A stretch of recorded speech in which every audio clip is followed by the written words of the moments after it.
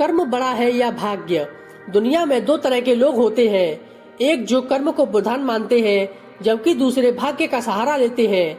यह कहानी कर्म और भाग्य पर आधारित है। एक जंगल में दो राजा रहते थे और उसी जंगल में एक महात्मा भी रहते थे जिन्हें दोनों राजा अपना गुरु मानते थे। उस जंगल में एक सुंदर स्त्री रहती थी। उस स्त्री को लेकर दोनों राजाओं के बीच आए दिन झगड़े होते रहते थे। एक दिन बात बिगड़ते बिगड़ते युद्ध तक आ पहुंची और दोनों ने युद्ध की घोषणा कर दी। अब दोनों राजा युद्ध से पहले उस महात्मा का आशीर्वाद लेने पहुंचे। पहले एक राजा आया और उसने महात्मा से युद्ध में विजय होने का आशीर्वाद मांगा। महात्मा ने कुछ देर सोचा और कहा कि हे राजन, तुम्हारे भाग्य में जीत नहीं दिखती, आगे ईश्वर की मर्जी। यह सुनकर राजा थोड़ा चिंतित हुआ। फिर उसने सोचा, यदि हारना ही है तो पूरी ताकत से लड़ेंगे, परंतु आसानी से हार नहीं मानेंगे। यह निश्चय कर वह वहां से चला गया। ऐसे ही दूसरा राजा भी जीत का आशीर्वाद लेने महात्मा के पास आया और विजय होने का आशीर्वाद मांगा। महात्मा ने कहा, बेटा, भाग्य तुम्हारे साथ है, तुम्हें कोई नहीं हरा सकता। यह सुनकर राजा इतना खुश हुआ जैसे उसने युद्ध जीत ही लिया हो और वह निश्चित होकर वहां से चला आया। अब पहला राजा दिन रात युद्ध का अभ्यास करता और दूसरा बड़े आराम से युद्ध के दिन का इंतजार कर रहा था, ये सोचकर कि भाग्य तो मेरे साथ है, मेरा कोई क्या बिगाड़ सकता है। अतः युद्ध का दिन आया। दोनों राजा एक दूसरे के आमने सामने थे।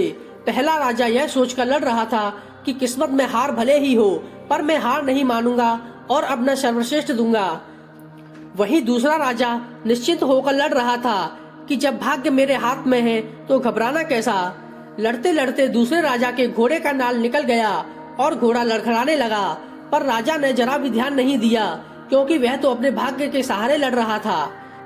कुछ देर बाद घोड़ा लड़खड़ाकर गिर गया, जिससे राजा भी जमीन पर आ गिरा और घायल हो गया और पहले राजा ने उसे बंदी बना लिया। युद्ध का निर्णय हो चुका था। युद्ध का परिणाम बिल्कुल महात्मा की भविष्यवाणी से उल्टा आया। युद्ध समाप्त होने के बाद महात्मा वहां पहुंच गए। अब दोनों राजाओं को बड़ी जिज्ञासा हुई कि आखिर भाग्य का लिखा बदल कैसे गया। दोनों राजाओं ने महात्मा से प्रश्न किया कि आखिर ये कैसे संभव हुआ। महात्मा ने कहा कि हे राजन, भाग्य नहीं बदला, वो अपनी जगह सही है, परंतु तुम लोग बदल गए हो। महात्मा ने पहले राजा से कहा, आपने अपनी हार की बात सुनकर दिन रात एक कर दिया और अपना सर्वश्रेष्ठ दिया, इसलिए विजय श्री आपके पक्ष में आई। महात्मा ने दूसरे राजा से कहा कि राजन, आपने तो युद्ध से पहले ही जीत का जश्न मानना शुरू कर दिया था। आपने तो अपने घोड़े की नाल तक का ख्याल नहीं रखा, फिर आप ये युद्ध कैसे जीतते। और फिर वही हुआ जो होना था। भाग्य नहीं बदला, पर जिसके भाग्य में जो लिखा था उन्होंने ही अपने कर्मों के द्वारा अपना व्यक्तित्व बदल लिया। फिर बेचारा भाग्य क्या करता। दोस्तों, इस कहानी से हमें यह सीख मिलती है कि भाग्य वहाँ लोहे की तरह खिंचा चला जाता है जहाँ कर्म रूपी चुंबक होती है। व्यक्ति खुद अपने भाग्य का निर्माता होता है। यह बात सत्य है कि भाग्य उन लोगों का साथ देता है जो नियमित रूप से सही कर्म करते हैं। भाग्य के सहारे जीने वाले व्यक्ति खुद ही अपना विनाश कर लेते हैं। इसलिए हर रोज सही कर्म करते रहिए। दोस्तों, आपको यह कहानी पसंद आए तो लाइक और शेयर जरूर करें। साथ ही प्रतिदिन खुद को बेहतर बनाने के लिए हमारे चैनल को सब्सक्राइब करना ना भूलें।